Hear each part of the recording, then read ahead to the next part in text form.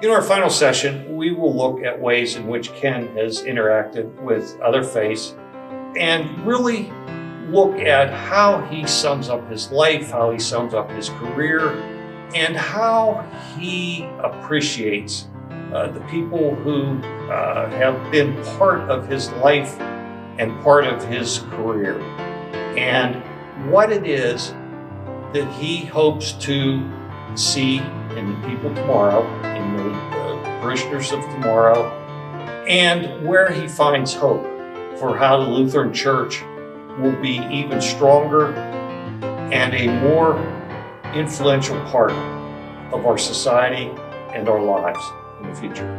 That presents an interesting segue, because one of the things that I like about the Lutheran Church, one of the distinguishing factors, is you go to Tree of Life, we have a husband and wife minister team. And women are full participants in everything we do. Were you involved when women became more involved in church roles in the Lutheran Church? Yes. I wasn't directing anything at the time, but I was involved and around when women were first ordained. And of course, that was early on, before they became involved in everything. Well, of course, they were involved before. They were the strong pieces of most of our congregations, parts of most of our congregations. But I was around when they started taking leadership positions, and particularly at ordination and after ordination. We, in the Division for Mission in North America, tried to take as many women into situations, some of which were groups of pastors working together, and some of which were single pastorates for women. And we had an opportunity for women wherever they really wanted to go, and were able to go, had the necessary qualifications.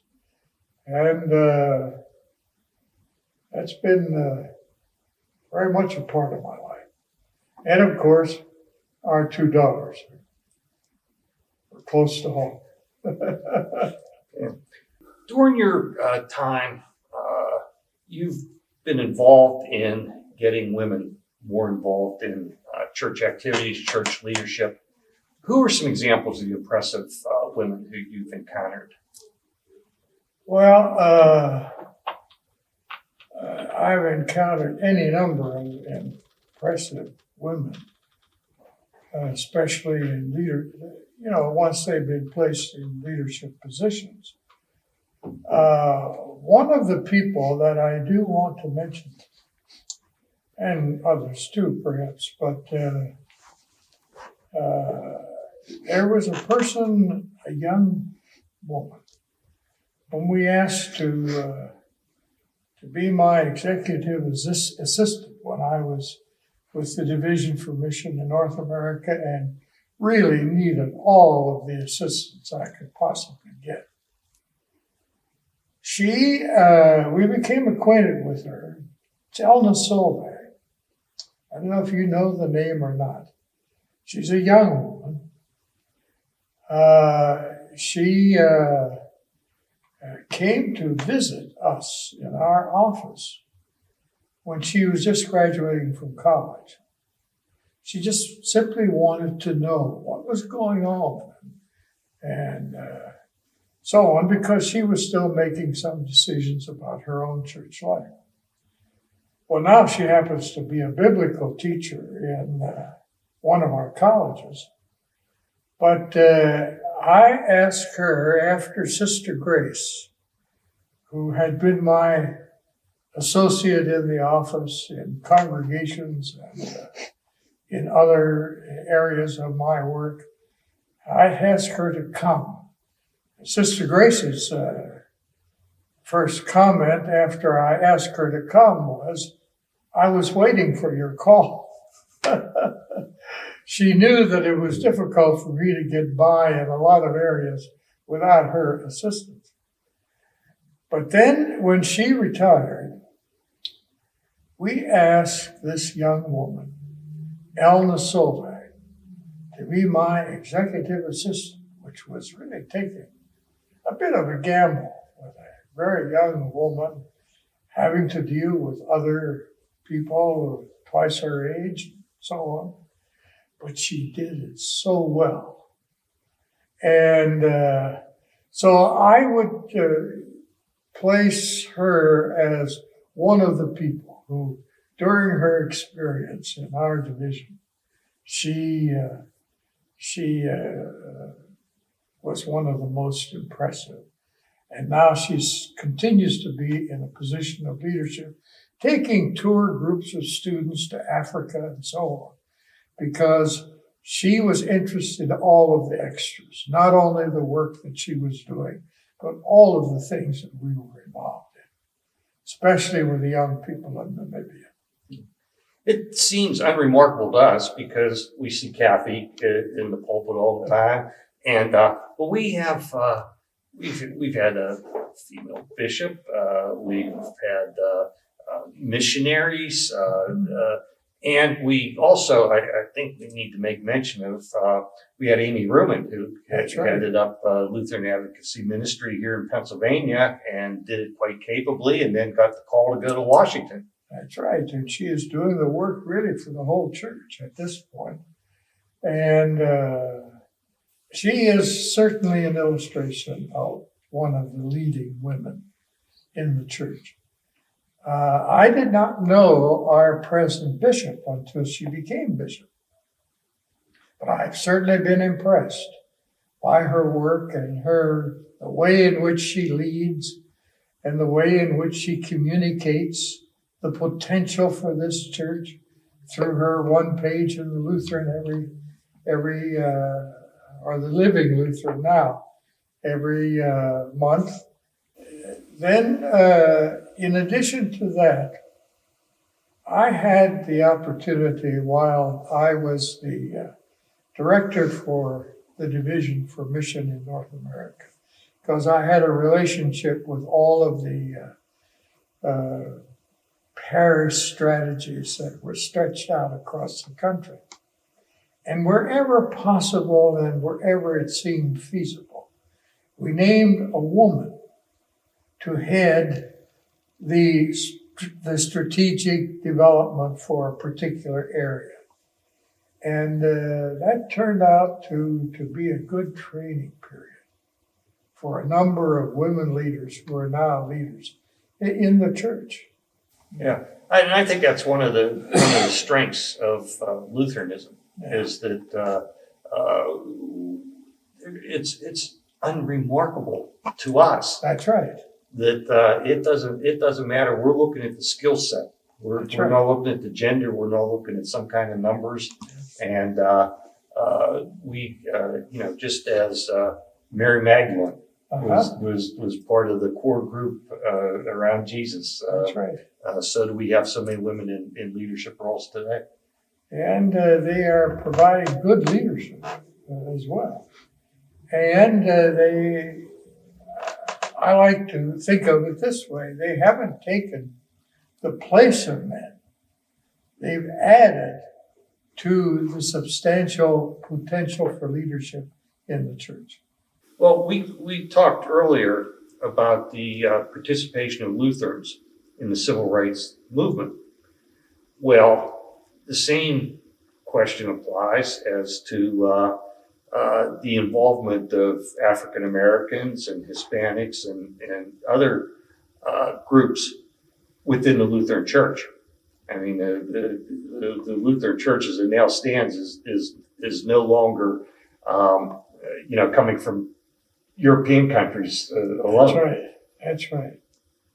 Well, here I could speak personally. I suppose that It was during that period of the Division for Mission in North America that many women were asked to come in leadership positions. And for the first time, we sought women who had been pastors, who were pastors, to come to positions of leadership in among groups of pastors and congregations in cities. And that was an important period because it indicated that we weren't slighting women. We weren't moving only to the men for key positions of leadership, but we're choosing women as well. And that became, I think, an important time in the Lutheran Church in America. And it was certainly important when the Lutheran Church in America merged with the American Lutheran Church. That's interesting merger which took place a few years ago, because there was the emphasis on women in the ministry had not been as great. And it was so interesting to have this mix then of Lutheran women in leadership positions and assuming leadership positions where many of their congregations were involved, which was a helpful thing as the church lived out and is living out its merger. And I'm just happy that the women were in that kind of position, and we had women who were in leadership positions and women who were participants and so on.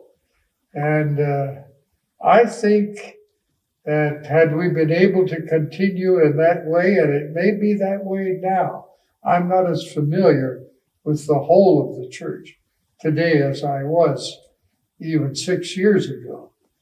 And at that time, I think we had established a rather almost equal position with men and women in serving in those kinds of areas in the church. How did you and your wife become involved with what we call now Lutheran Immigration and Refugee Services? You mean what is presently Lutheran in the United States? Yes. We became involved, we became involved when it was formed under another name.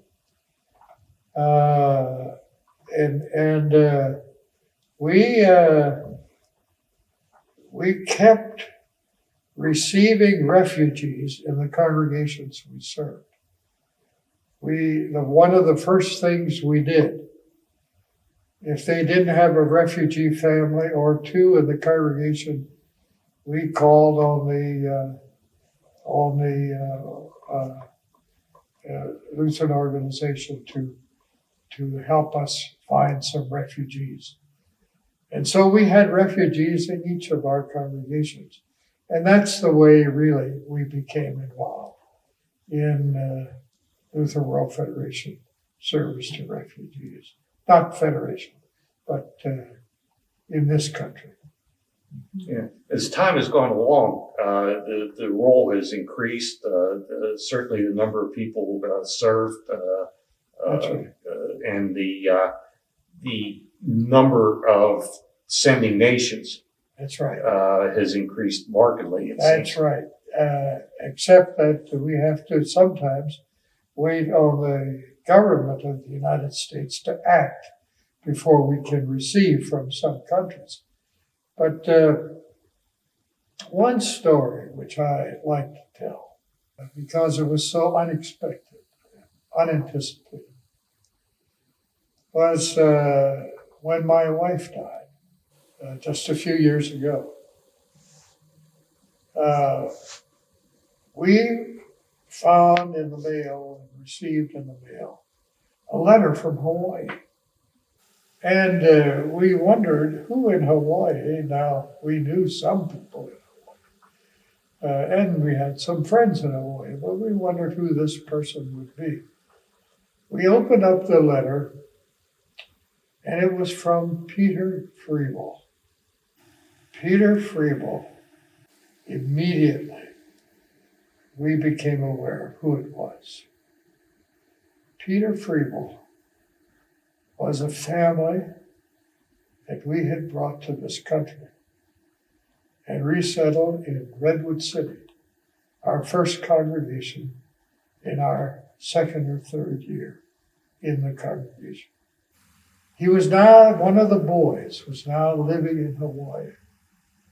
For some way he had found out, I don't know how he kept in touch with the fact that my wife had died. And he wrote a letter thanking us for the fact that he had been given a home because of the work in our congregation way back in 1963. The last I had seen of him was 1963. But Peter Freeble wrote a letter at the time of my wife's death, thanking us for what we have done for the Freeble family. That has been a very moving experience for me. This refugee who had been homeless had remained in touch with those who had given him a home. And it has been a moving thing in our home to receive this letter from him, thanking us for what we had done for him. And now his letter to us meant everything. Have you had much interaction with Lutheran World Relief? Yes. In fact, after I had come back from Europe, I had had contact in Europe with Lutheran World Relief. In fact, we called on them when we had special needs for food and so on. And I had that experience with them. And then when I came back to the United States, I had the experience that every time I saw Paul Empie, he was one of the directors of Lutheran World Relief at the time, or one of the others in Lutheran World Relief, they would ask me when I'm coming on to Lutheran World Relief after I graduated from seminary. But we never did. But I've had contact with them during all of this time. Prior to going to Europe, in Europe, and then through the years since then. And I've known particularly the leaders, Paul Empie and some of the others. Well, it seems like that they've really had an expanded role because they send you the mailings now, and they have you can tag your contributions to different kinds of livestock for different countries, Yeah, and that's right. different kind of services that they need, and so again, it because of the expanding population almost everywhere, That's right. and because of the needs to serve that population, that the importance of again reaching beyond the community and helping out with the sort of services provided by Lutheran World Relief is growing in significance. Well, it's grown particularly in those countries where that was possible. And it's grown, of course, in this country by funding on the part of the Lutheran churches. It's one of the great things that the Lutheran Church, I think, has done together again. So we've talked a lot about the Lutheran faith, the Lutheran Church, where it's been and where it's come to. We're not an island. So tell us a bit about your interaction over the years with other Protestant faiths. Well, you're asking me, and I'm tempted to begin with my student years. Because when I was a student, I became very active in the Lutheran Student Association, which had a regional component as well as a national component, and the local. And in that Lutheran student group, I became an officer. And then a little later, I attended, quite innocently, really, a gathering of all of the leadership of all of the student groups, student Christian groups in the United States, including the YMCA and the YWCA. And I left that meeting as chair of the group.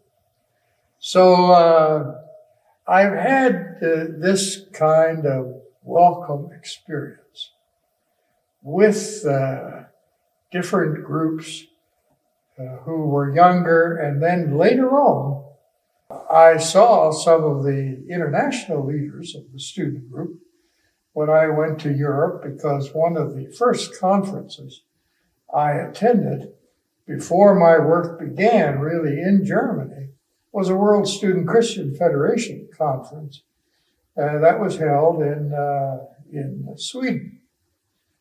And I attended that gathering and was elected to a position or two there, which kept me involved in the work. And one of the first persons that I met when I came to Geneva on my first visit there, after working in Europe for a period of time, was Visser Tuft, Dr. Visser Tuft, a Dutch name, who had been really, if I could name a person who got all of these student movements started, it would be Dr. Visser Tuft. Yeah. So I had that experience and became and was one, I have to say, one of the leaders in that area of our work. So that it wasn't only a relationship with Lutheran students, but it was a relationship with the panorama of students. When we look back at time, it seems that once upon a time, it was that each faith viewed itself as being superior to the others. And there was competition for the hearts and minds of the parishioners.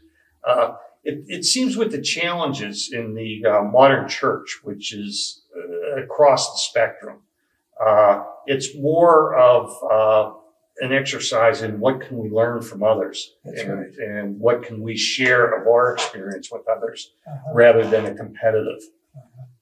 Well, I suppose that here and there, you will still find some of that competitiveness.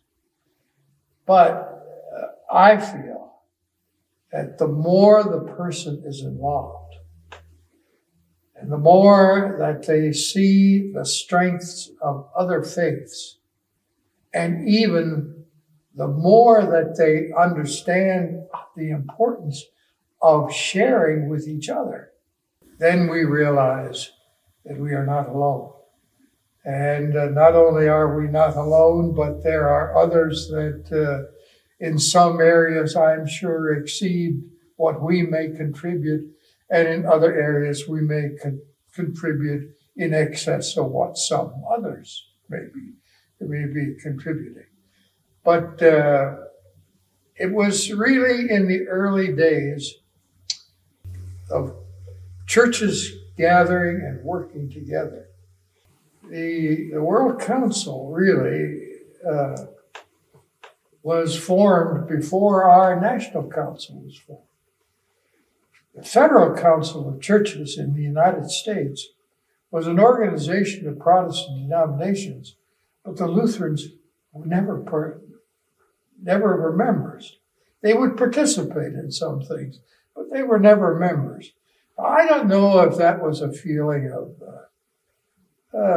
some superiority because the name Lutheran and Luther become connected and so on. I don't know if it was that. I wouldn't say that it was that particularly so, but it wasn't long until we began to understand that it was in our work together that some things could be done in a way that they could never be done by a single church body. Well, and as people know from our discussions earlier, the Lutheran Church was formed because Martin Luther and his actions essentially led to a breach with the Catholic Church. That's right. And that rift was very deep and very powerful for a long period of time. So we get into modern times, and what was your interaction with the Catholic Church and the leaders of the Catholic Church? My interaction with the Catholic Church has been primarily in action when I was in Europe, and where I don't know if it was because it was Europe and because it was displaced persons, a group unique in the world.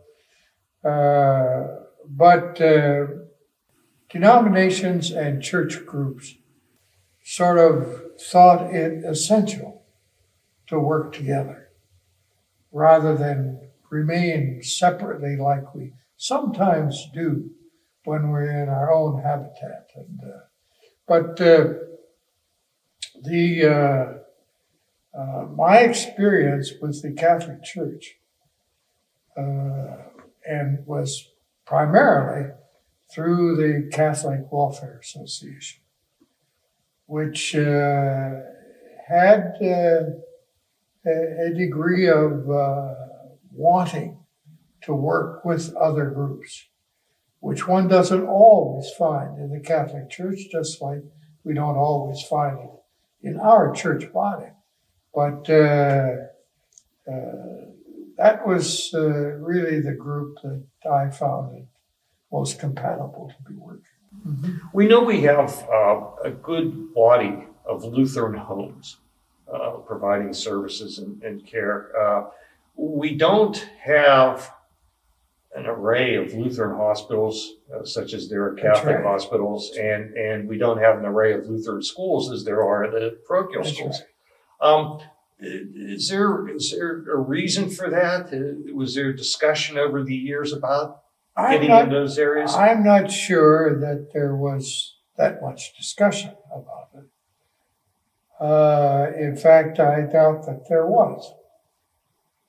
But by the time that our agencies were formed, welfare agencies and so on that spread across the country, by the time they were formed, we really were rather well established in terms of institutions, many of which were run by the state, as well as other church bodies.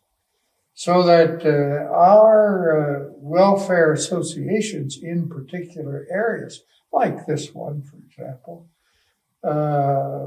were established later on. And I think, I don't think there was any intention to remain separate specifically, but historically it grew up that way and then has remained the same. How about interaction with the members of the Jewish faith? My personal interaction with the members of the Jewish faith was at its height during the years I worked in Germany. And we worked together with refugees. I suppose that we were all working for a group of people and with a group of people that were similar.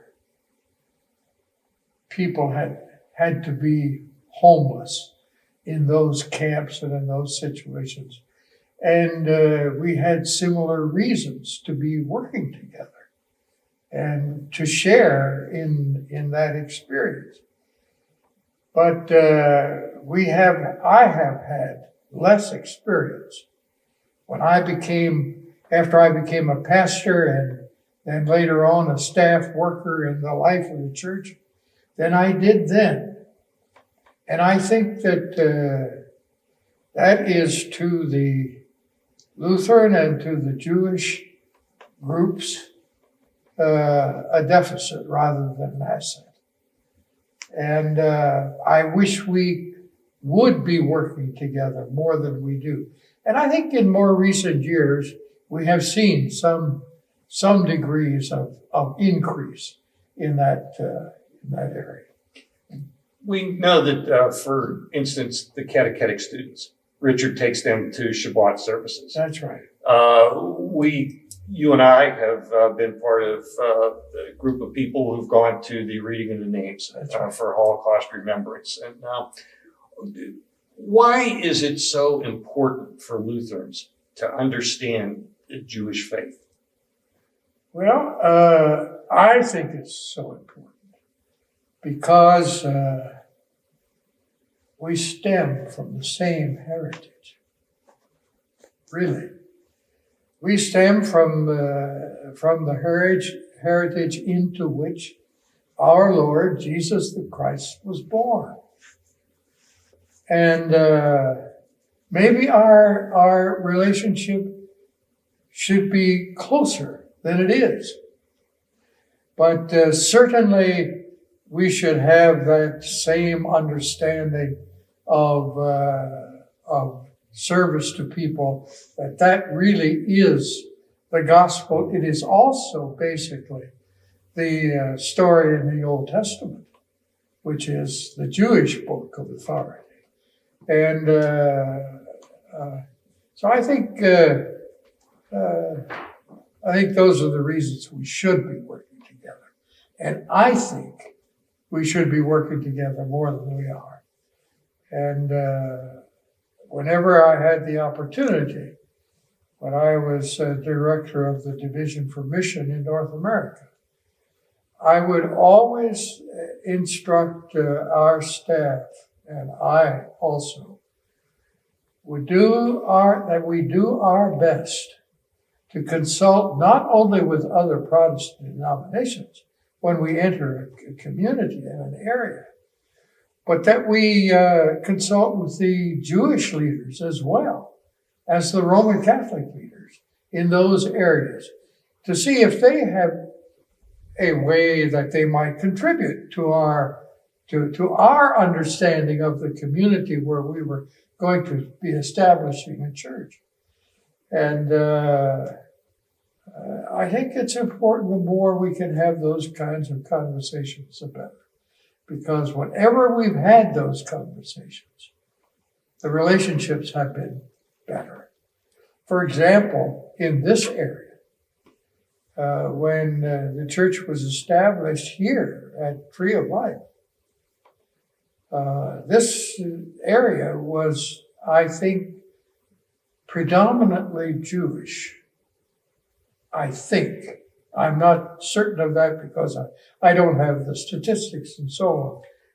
Heavy influence, definitely. That's right. Because all our kids and your grandkids went to bar mitzvahs and bat mitzvahs. That's right. All the time. They were always attending. Yes, indeed. So that has been a good experience in the development of the church across the country.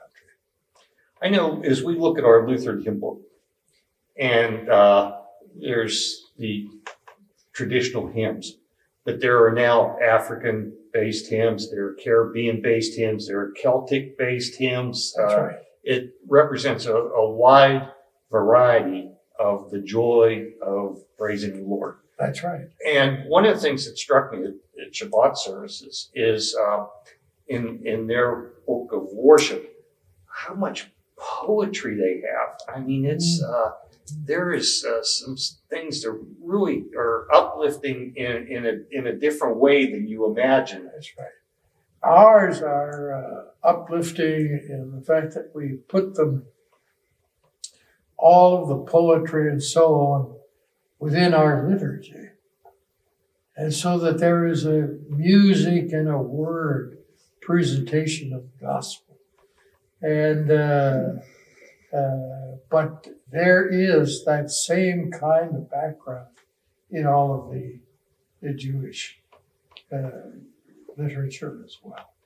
We've discussed a lot of ways in which you've learned from contemporaries, from people who were ahead of you, from members of family.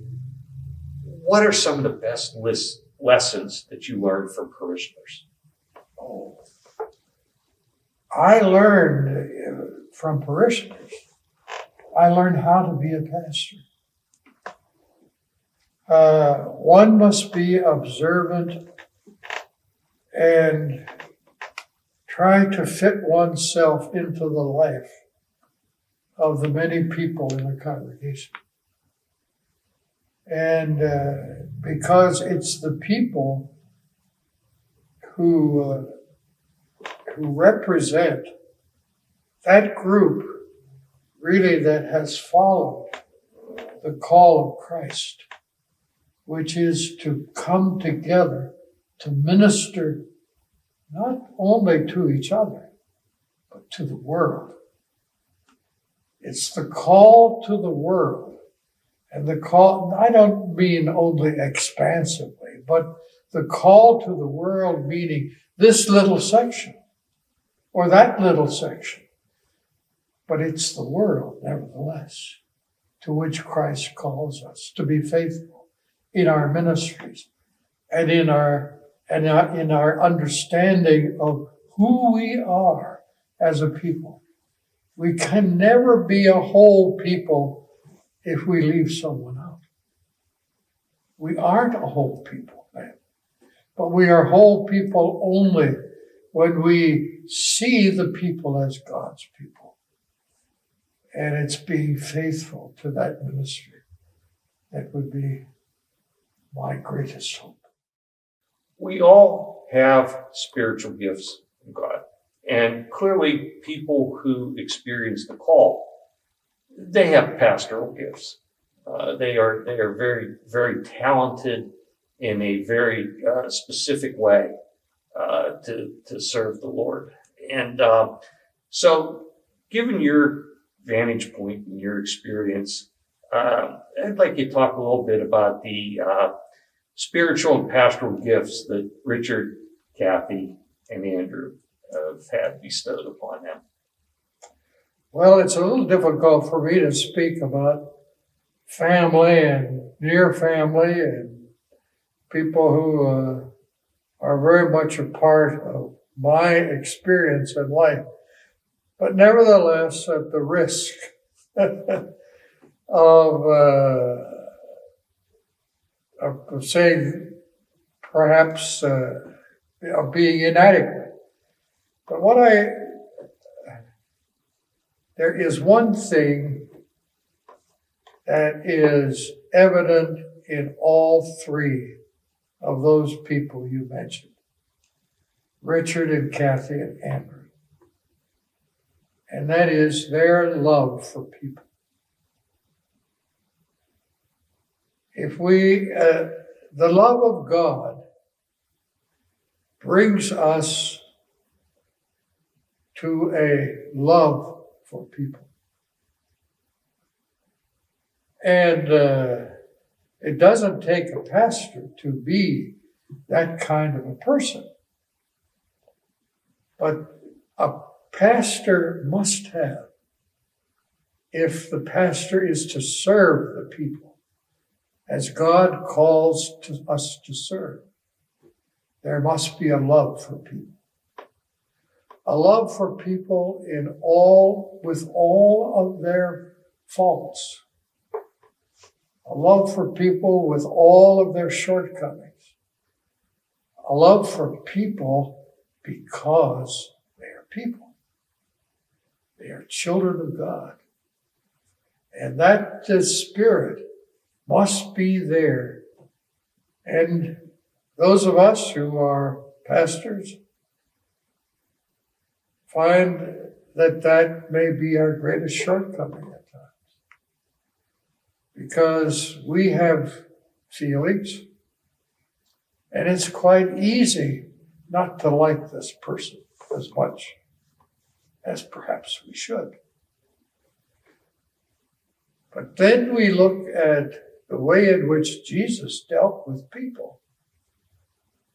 He dealt with the ones who acclaim as well as the sinners, and loved each one for that person's life, for that person's strength, for that person's love for each other. The ministry, of course, many people think of it as God-centered. That's only half of it. The ministry must be, if it is to be a strong ministry, must be God-centered and people-centered.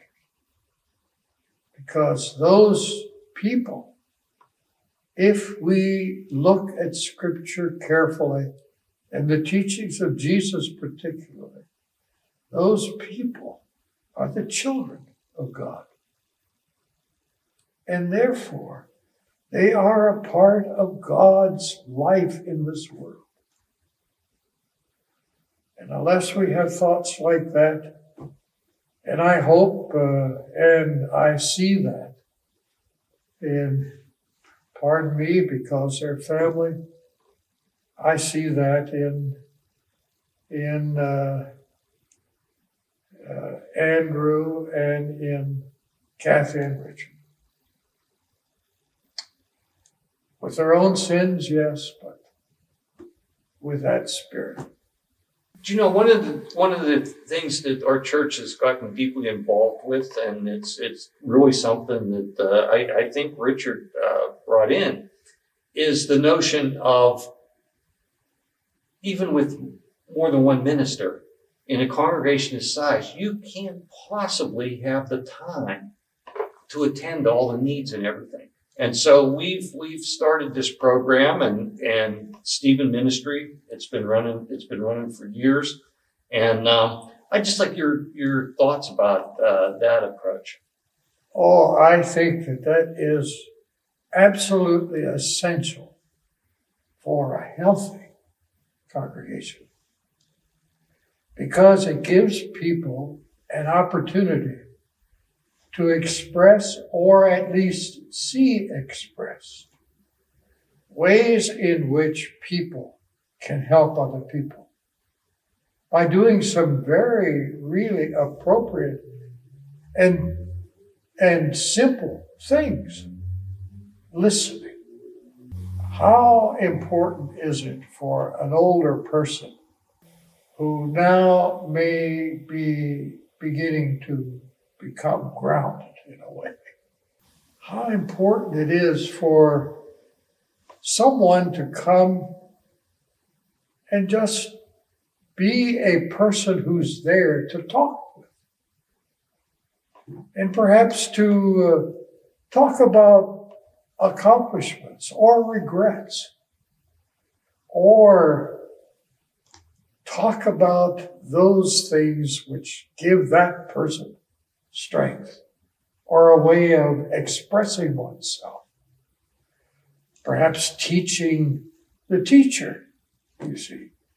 And I think those kinds of experiences are the best possible experiences for a congregation.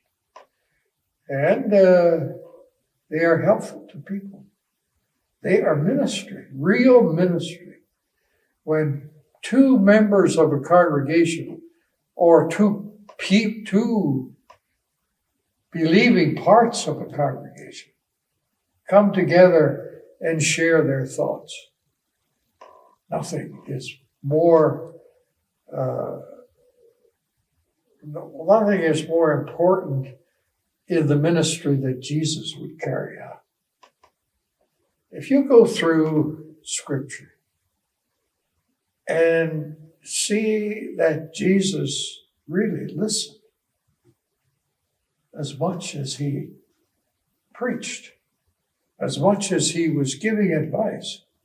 Now, we think of the high points of that ministry as the gathering of the people, gathering of the disciples, teaching the disciples, and so on. But think of how Jesus listened. He listened to people's needs. He listened to people's joys. He listened to people's experiences of giving birth to children, which he could never do.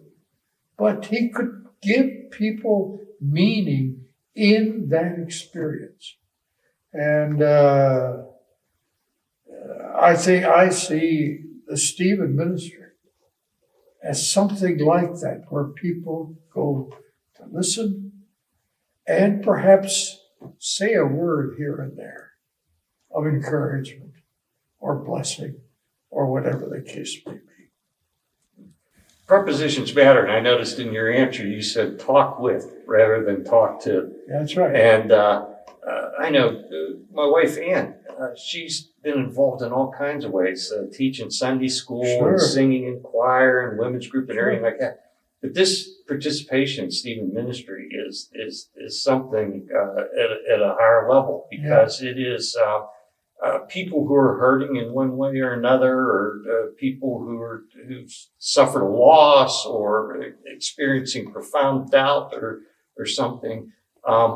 It's people in the congregation. It's people you know, people who speak the language of love and understanding and healing and everything. And it's just it's an incredible exercise. It is, and one of the finest ministries really of the church. This whole ministry of listening is so important, because some of the visits, many visits in congregations with families and with people in need of one kind or another, how often I would hear the response from someone else who talked to that person. Well, I just had someone to listen to me for a while. And I think that is so important. Someone to listen to me and someone to hear me. And many times great things happen because of